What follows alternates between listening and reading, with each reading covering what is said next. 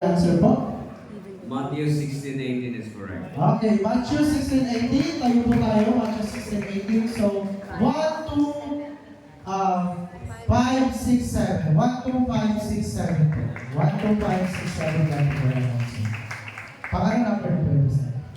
Next. Question number.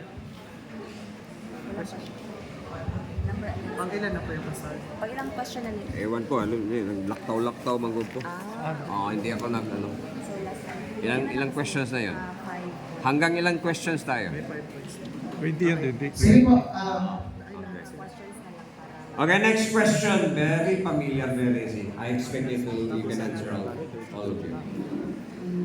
Kasi mag-eliminate tayo pastor ng ano, para kumonte. Pwede man din. Tuloy-tuloy. Ituloy-tuloy na po. Sino po Kung ituloy-tuloy yung pinaka-highest. Wala na tayo ano dito ka na. Alright. Okay, next question. Who is the head of the church?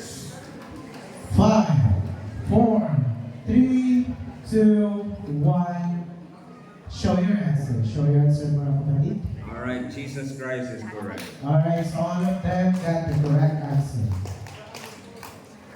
Next question. If Christ is the head of the church, what is then the function of the church? What is its responsibility? 5, 4, 3, 2, 1. Show your answer. Show your answer, mga kapatid. Show your Alright. answer.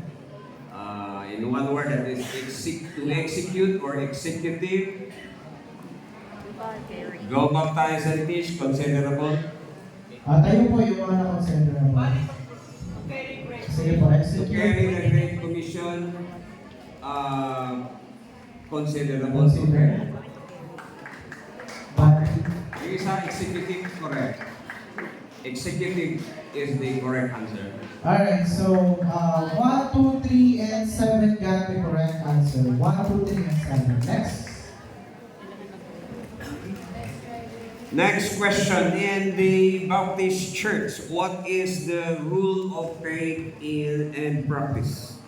What is the rule of faith and practice? 5, 4, 3, 2, 1. Show your answer, mga kapatid. Show your answer. Alright. The Bible is correct or the scripture is correct? Alright, so 1, 2, 4, 5, 6, 7 got the correct answer. Only the 3. Alright, next question. Next question. Since the commission of the Lord's Church is global, it's worldwide commission, what is the church's financial plan? What is the church's financial plan? Still from the trail of blood. 5, 4, 3, 2, 1. Show your answer, mga kapatid. Show your answer. Tithes and offering. Tithes and offering. Tayo po tayo. Ano yan? Ofertory song or ano yan? Anong ibig sabihin ng ofertory? Tithes and offering. Tayo po yung mga Tithes and nakasama. offering, Tithes and offering. So 1, 3, 4, and 7. 1, 3, 4, and 7.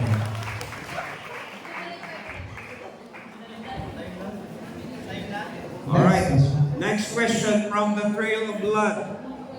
What event in church history that had happened in 251 AD? Anong nangyari sa 251 AD in church history? 5, 4, 3, 2, 1. Show your answer, mga kapatid. Show your answer. Start writing. Show your answer. The answer is the schism or the departure of the RCC from the true church. Alright, tayo po yung nakakuha ng tamang sagot. Ano yan? Department Development of of the RCC, correct? The development of the RCC, correct? Tayo na. Correct. Tayo po yung nakakuha. Tayo po. Departure of, I can understand that it's considerably correct. Okay, let's see. The other one is Founding of RCC. the founding of the RCC or the beginning may be correct. Alright. So 1, 2, and 6, 7 got to be correct answer. Next question, please. Next question. Where can you find this verse in the scripture when Christ said, I will be with you always, even into the end of the age. I will be with you always, even into the end of the age. 5, 4, 3,